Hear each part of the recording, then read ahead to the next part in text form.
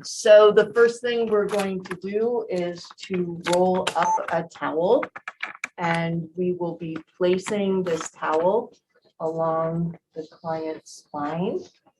And why would we be doing this? What would be Alert the chest. to open the chest? That is correct. So I will take that warm pack for the moment. Can I have it on the stomach? Or you use it. We're going to use it. Okay, so if you turn this one down, and the purpose of that hot pack, Mary, may I ask you to grab me another sheet, please? Thank you.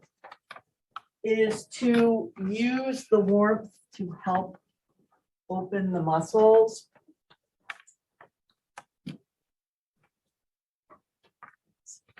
So Anna, I'll put this sheet down. Very often in your practice, you're going to have, there we go, thank you, a lot of small towels that you'll be using. So you can layer those towels under the hot pack in order to have that. Those are called hands. Yep.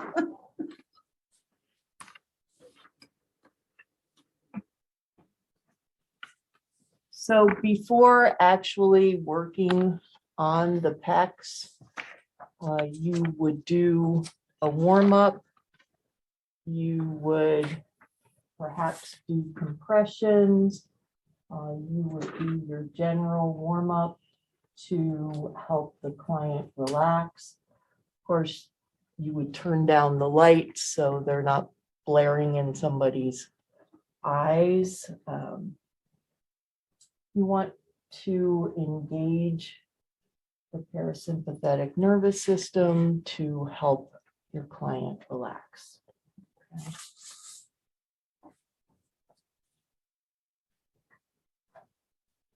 So what I'm doing is some MFR,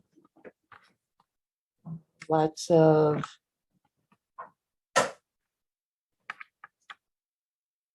slow movements.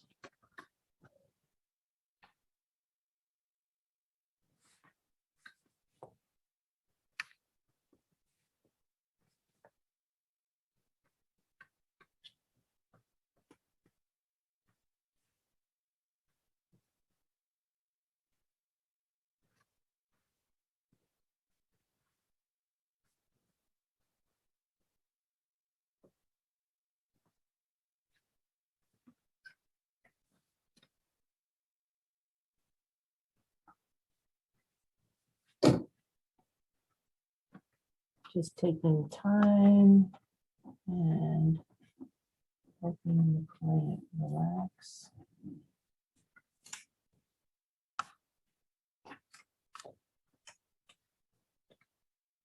In place of the hot pack, could you use like maybe a hot stone rather than towel? Absolutely. If you don't have. Absolutely, yep. Yep, absolutely. The thing about a hot pack is that you can get a large area. Once, whereas of course with the stone, you're working on a much smaller area. Well, that actually was the investment. I'm really well,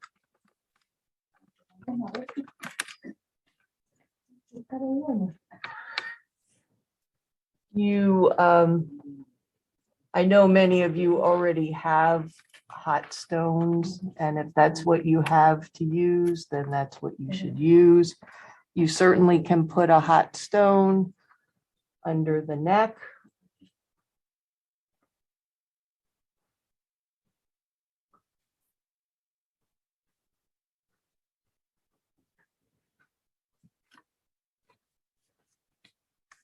What are you doing right now, Jim? Actually, I'm just assessing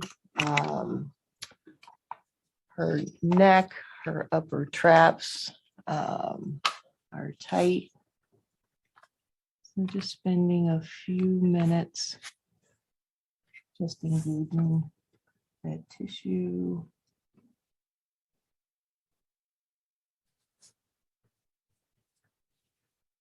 Now, how is that hot pack now, Anna? Is that good? Better with the sheet. Good. So when you are using hot packs or hot stones and somebody tells you that they are getting a little bit warm, then you can offer to move the hot pack or put another layer of toweling underneath.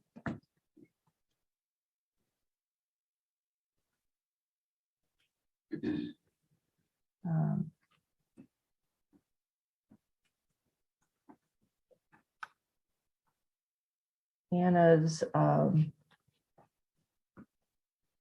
upper traps and levator scapula are tight. I'm sure that's not a surprise to her, is it? No.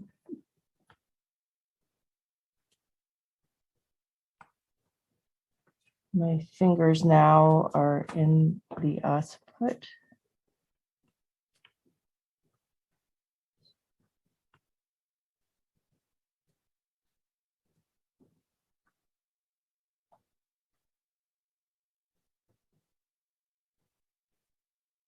Doing some scooping motions and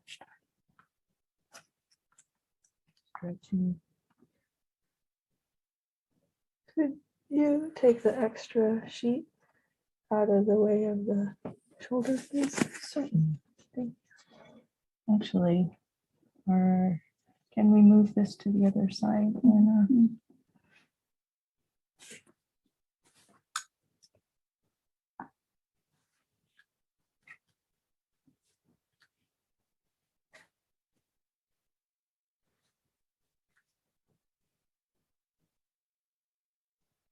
Is that position comfortable?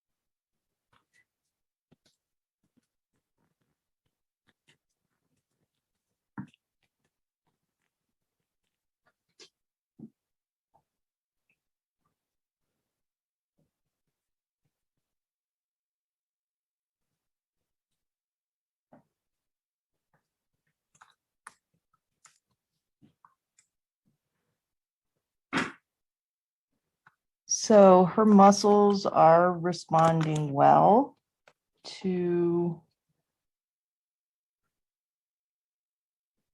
the techniques so far. So I think what I'm going to do is to take this hot pack from her pec muscles. And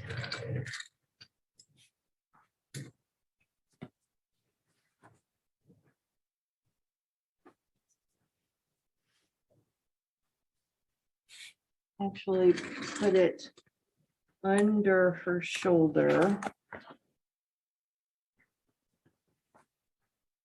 You could probably take the sheet out now. Okay.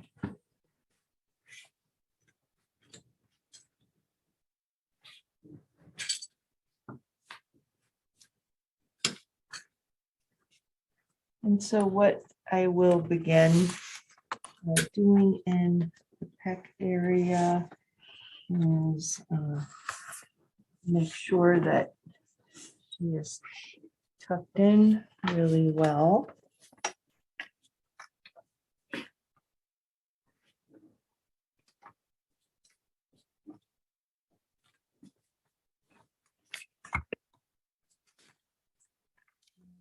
Starting from the sternum right under the clavicle.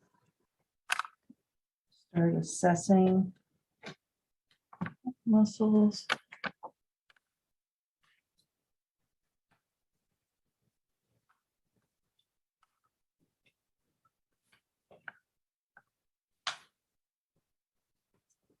And again, doing just some MFR.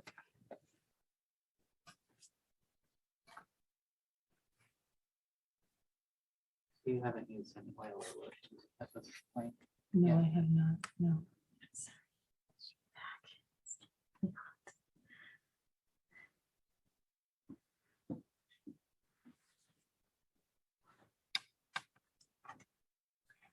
So, she felt that the hot pack was a little warm, so we're going to forego that for right now.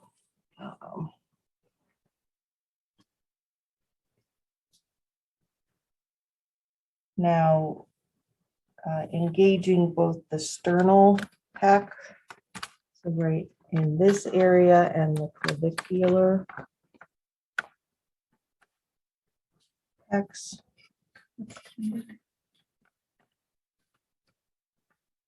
Well, and that's not surprising because this is something you deal with, right?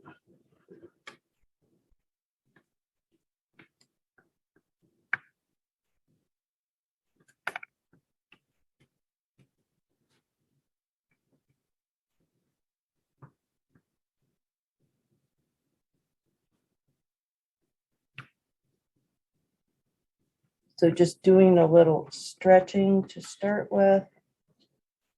And some techniques to get a little bit of a pin and stretch.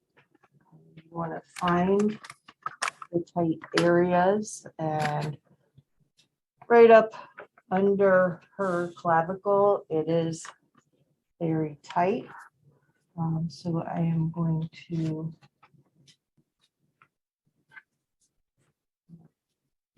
pin and move anteriorly with the pec muscle. So I'm shortening it, and now I'm stretching.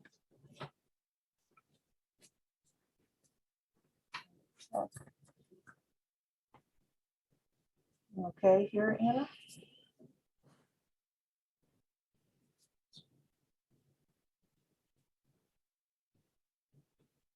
Breathe into it. We're going to do that again. So we're going to push down and then engage anteriorly before we stretch the arm up.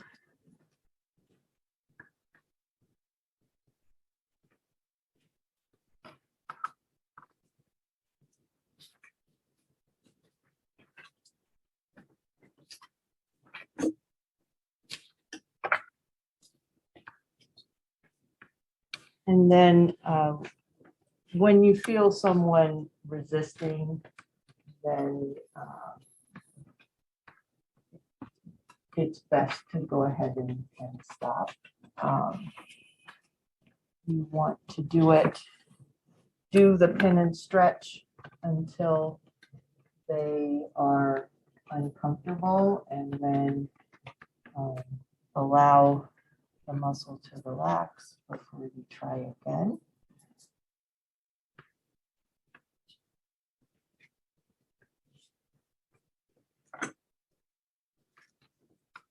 And her pec minor is definitely tight.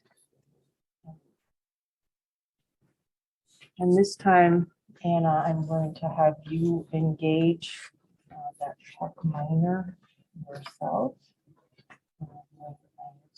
To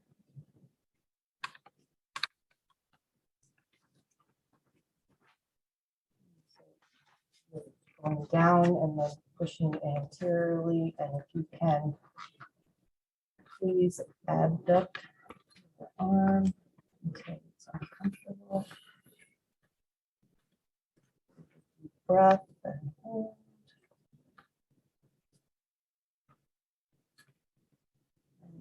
Go ahead and relax. And of course, for your clients, they don't usually know what the word abduct means. So usually you would tell them, bring your arms out to the side. Right. You could say like a jumping jack or like a snow angel.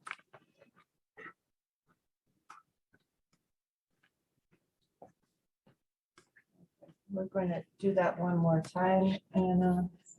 So if I can ask you to put your arm down to the side and press down and anteriorly, and if you can please raise your left arm toward me until it's uncomfortable.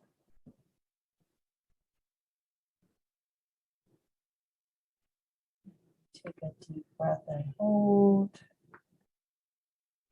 And exhale slowly as you relax your arm. Nice. Dr. Jill, can you remind me what the benefits of the difference are of like you moving their arm versus them doing that movement? It's really more of an active movement when they do it versus a passive movement when I do it. It does activate the muscle more if they're doing it. And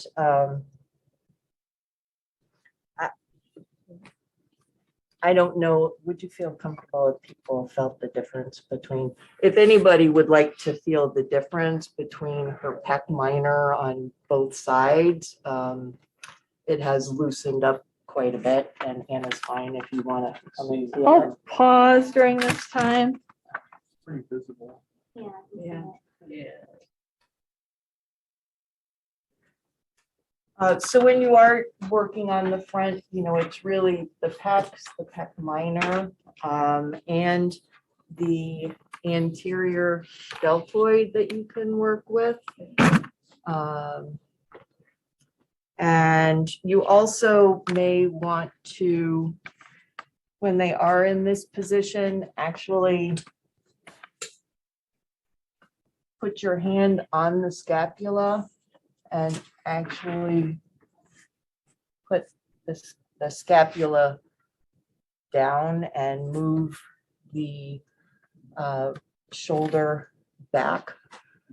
Again, just so they're in that position where their shoulders are not so anteriorly rotated. In this position, you can also, Can I show another way to do that? oh yeah, absolutely. Anime for a moment.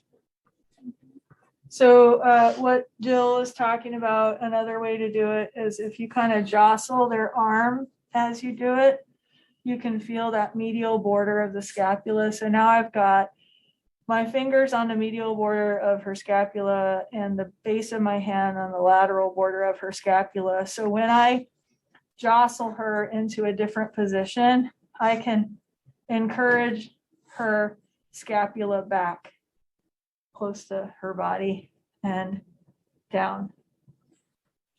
And so they can start to experience that. And sometimes their arm will now want to go off the table and you can just put it on them. But you could see now how this shoulder is positioned very differently than this one. Yeah. So as we work, she can experience this new position.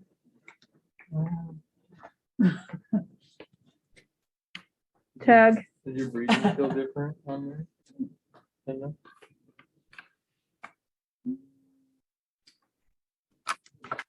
I don't think she heard you. No, it feels, my breathing feels similar, maybe a little less constricted.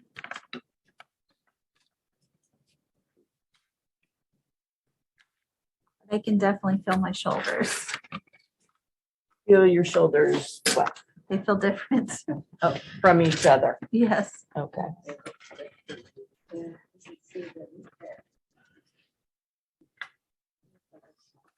So Jill already mentioned, right, the deltoids, the anterior deltoids. Keep in mind that there often becomes quite a fascial restriction at that deltopectoral groove. So you can feel and see right where the anterior deltoid meets the pecs, and to really work that junction while you're working the deltoids and the pecs. And oftentimes, cross fiber friction works well with your anterior deltoid, especially where it, That's tender. I can feel that it is tender. You know, you may want to do a little myofascial work here.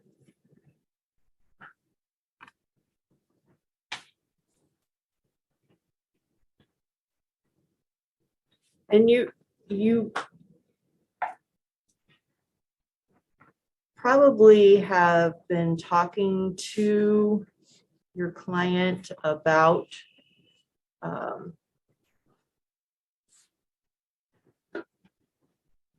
what is going on with them posturally this whole time.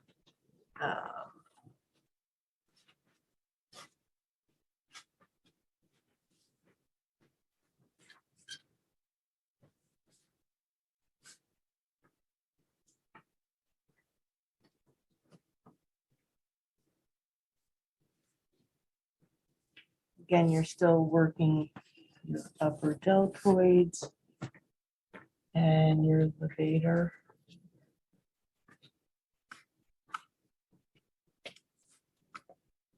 Can I show levator isolation when it's convenient for you, Jill? Yeah, of course.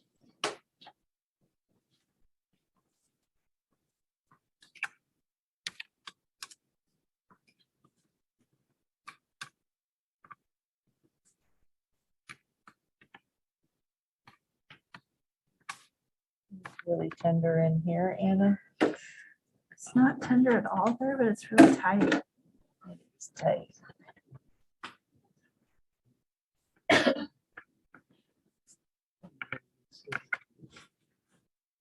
What? Many uses for this. Yes, absolutely. Oh, yeah, absolutely.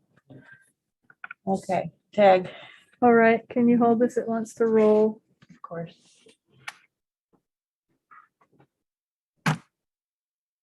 So I've mentioned this before, but I haven't really showed it too well now that you have better palpation skills.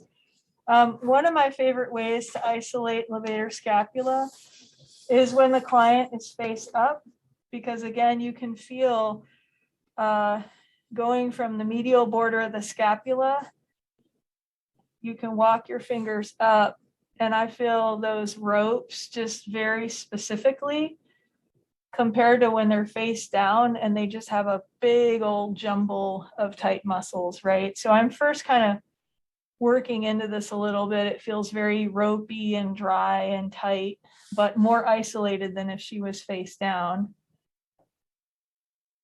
And then when we kind of have it warm, ooh, there's some good stuff there.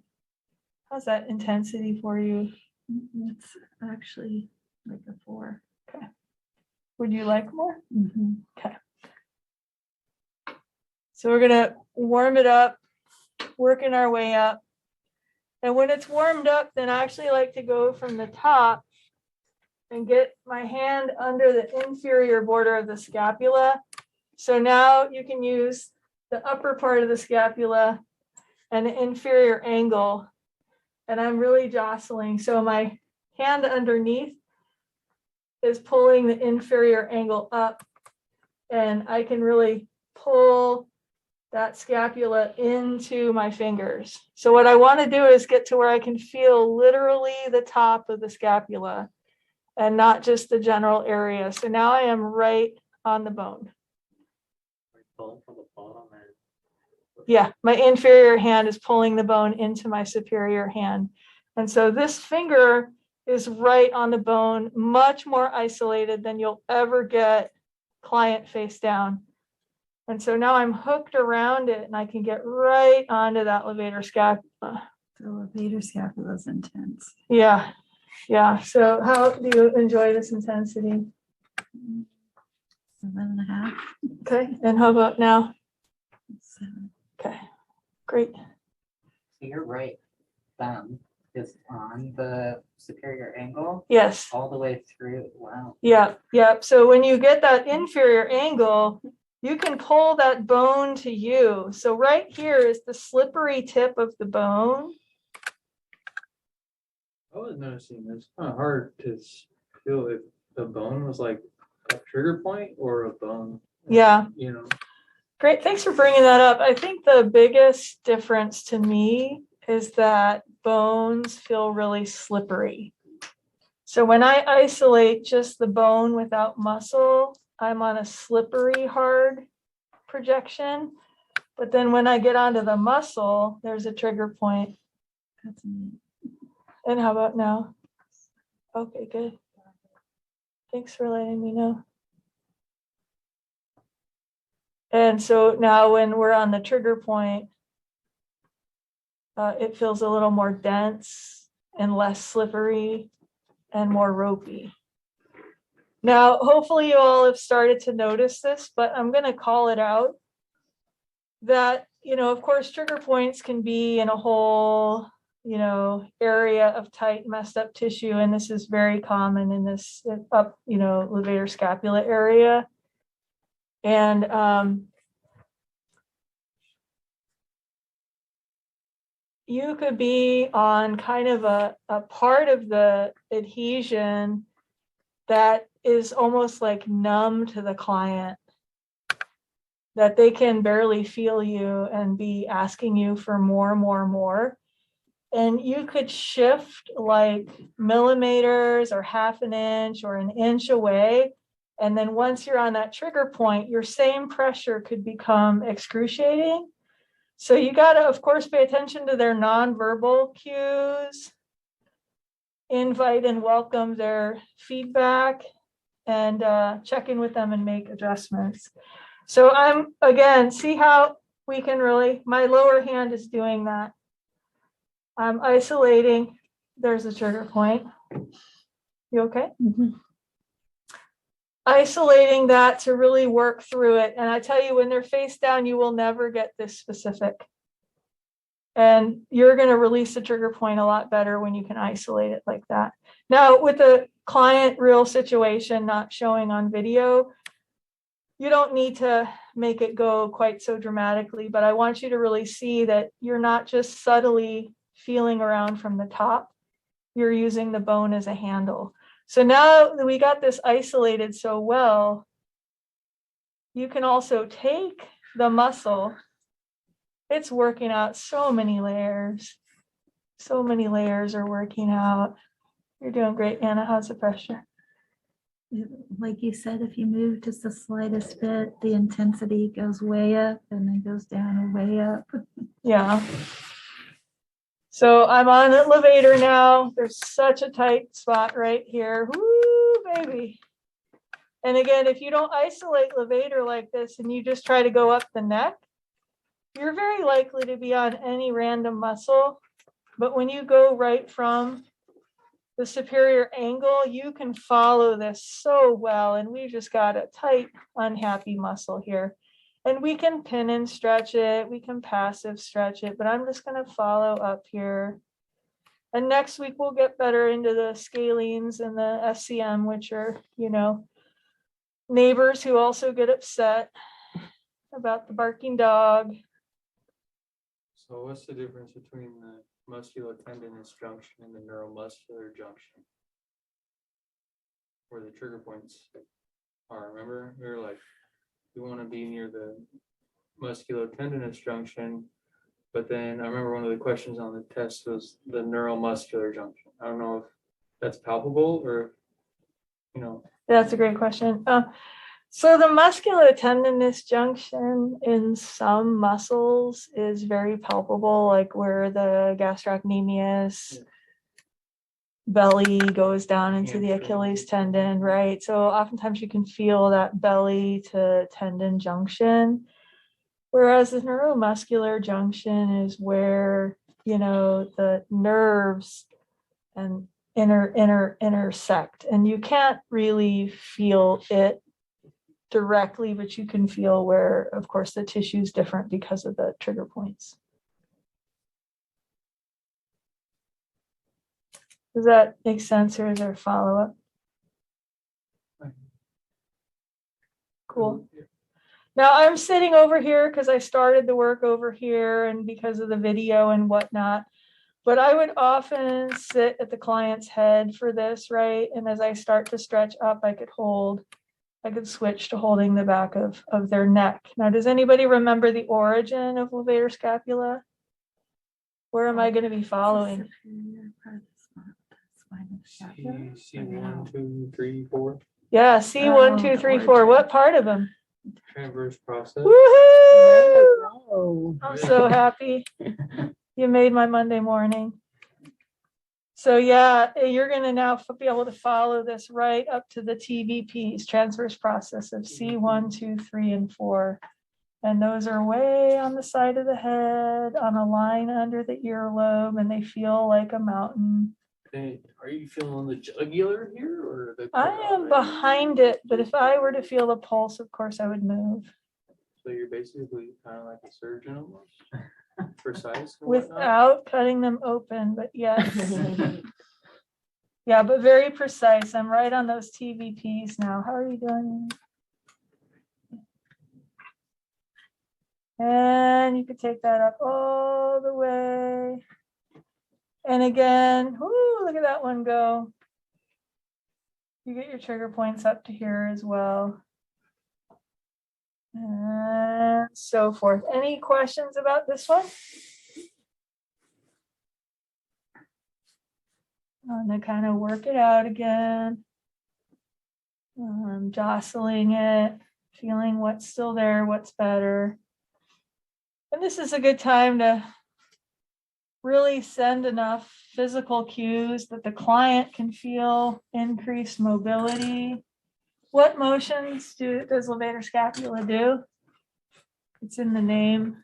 Yeah, it elevates the scapula, right? So now that it's released trigger points, right, we stretch after. So we're gonna bring the scapula down and then flush the area, get that blood flow going. Blood flow, blood flow.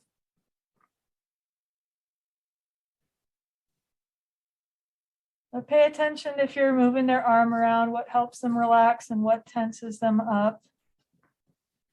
She seems to relax with a little more support. When she doesn't feel enough support, her arms hold on more. So I'm making sure she can feel me more. And this is still, we're getting a blood flow, blood flow, blood flow. And stretch.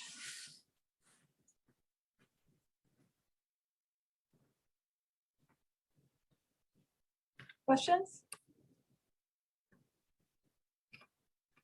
All right, we'll jostle and pass it off to my colleague. Oh, big differences. How are you feeling? Now look at the difference in the height of her shoulders. And the distance too, right? She's got like this much space on this side and this much space here. Yeah, you can do a lot quickly. And they can mess up a lot quickly too, right? So we teach them some self-care. Yeah, absolutely.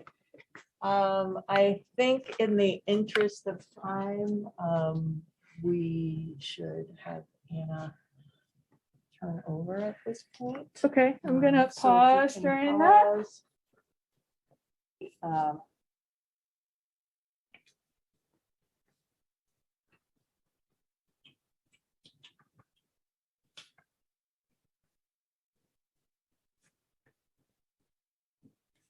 So again, for the demo, we're going to try to do the faster version, but within the time you have, a good warm up for the back. Yes. Doing okay, Anna?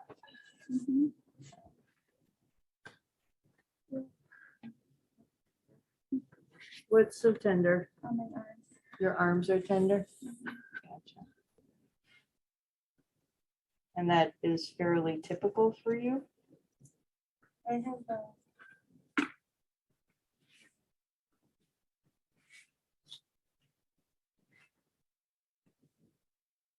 massage break. Okay. So, we, I'm sorry, Anna. I like it in the- Oh, okay.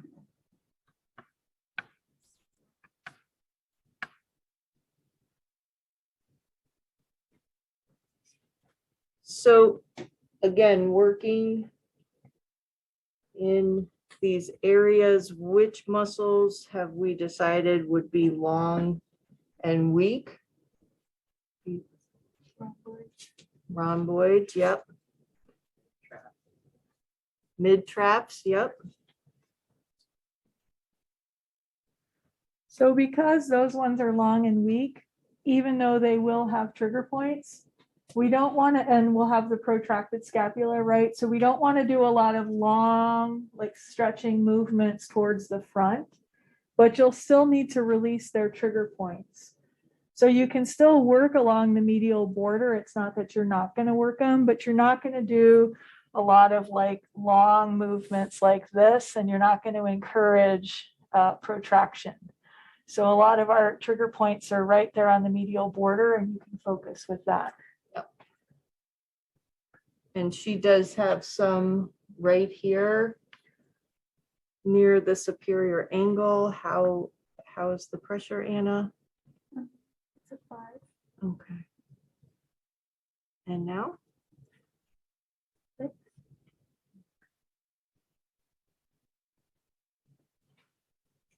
You perhaps would just to move the scapula out of the way.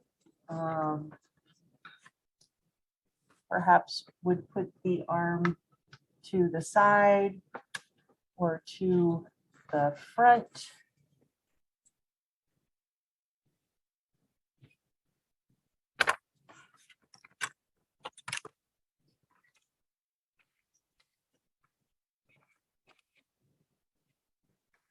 And you want to really feel along that medial border.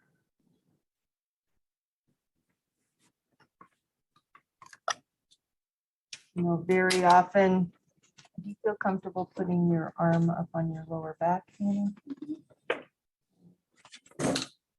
You ask someone if they feel comfortable putting their hand on their lower back. Some people will, some will not.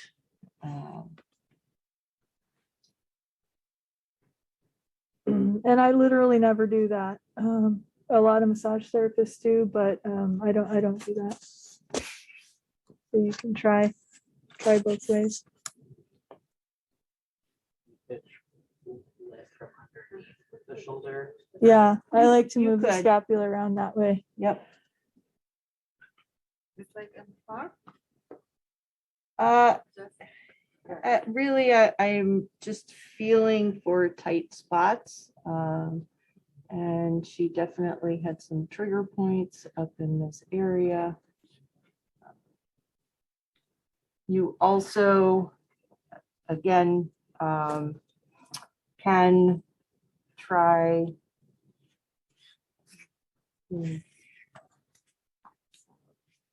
cautious of dropping the cushions. Sometimes, again, using small rolled up therapy towels works well under the shoulders also. But you can also lift up the scapula this way, get underneath. It's also a great idea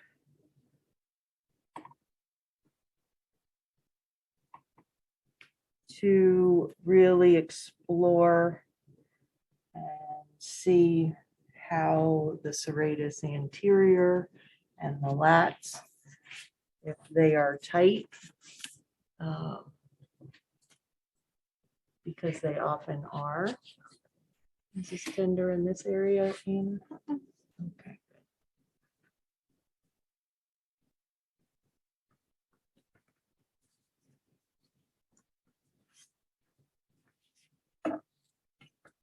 Afraid I'm gonna drop the cushion, but you might have them put their arm off the front of the table and get a nice stretch in the lats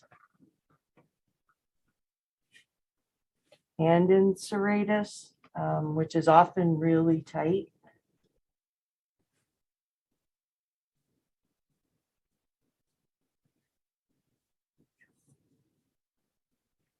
Doing your stretch and sideline for serratus and the lats is really great.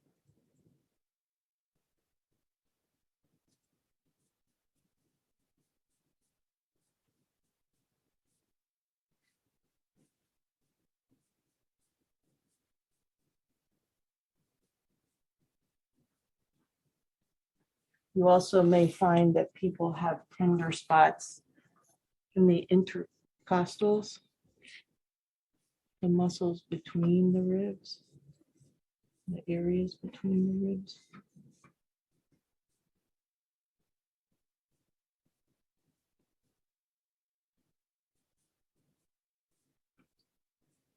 And Jill's working through pretty quickly, but remember for each one, as you search for the trigger points, you want to make sure the area is warmed up well.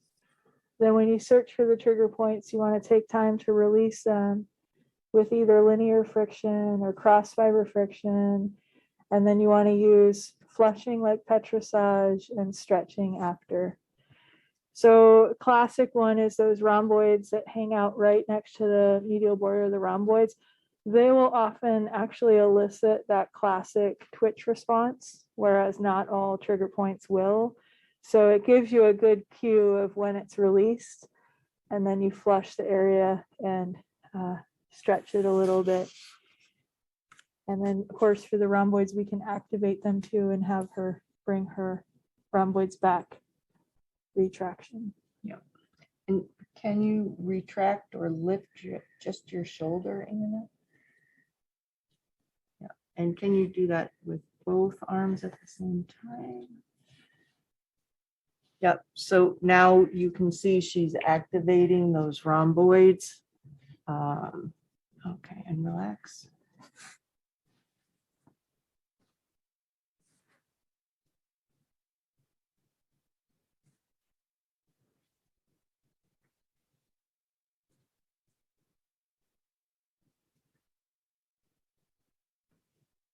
And does anyone remember if there are trigger points in those rhomboids, how will they refer pain? Locally, yep. Yep, good. Great job. Woo!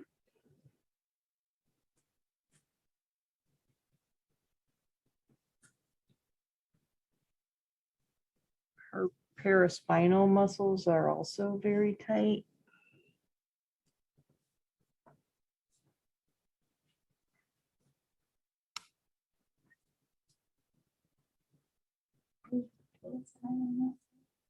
Feels what? Does it?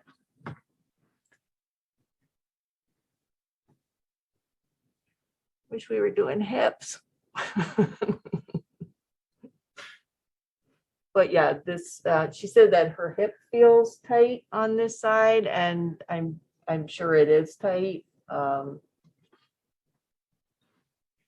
But you're going to work all of these muscles. Of course, you're not just going to do one side like we did today. You're going to do both sides. You're going to find those areas. You're going to also really look for those teres and feel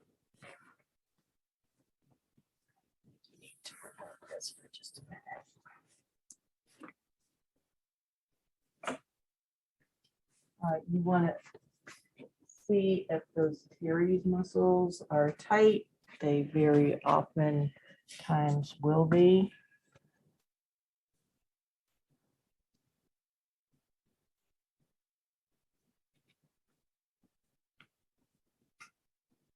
And where do the teres originate?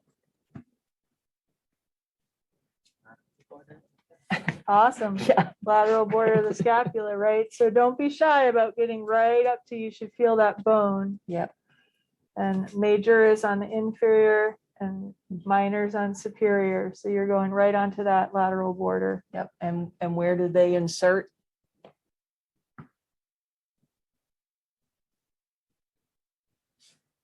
Where do they insert?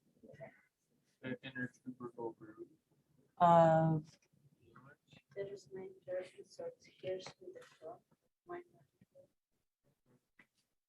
Okay. And what other muscle can we feel a little bit of that attaches right up here? The lats, yes. Very much, very good. Can you give them a refresher on the pin and stretch of the teres and the lats? Yes. And when I do a pin and stretch of the teres and the lats,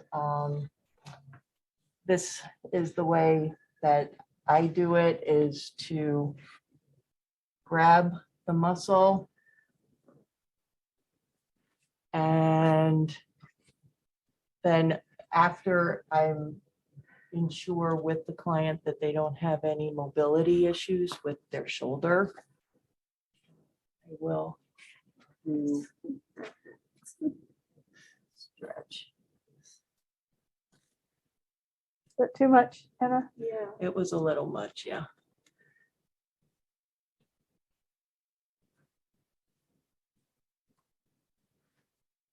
And we won't do it as much. Is this better? Yeah, I think just holding it for a minute is almost enough. Okay, so the pin and stretch is to shorten the muscle, hold it, and then as far as is comfortable for the client, it is really effective.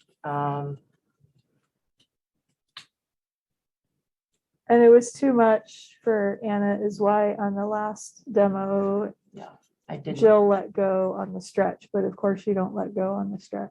Right, yeah. So I'm just going to pretend.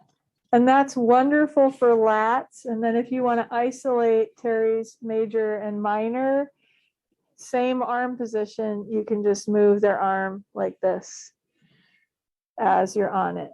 You can do it again, just go slow. Okay.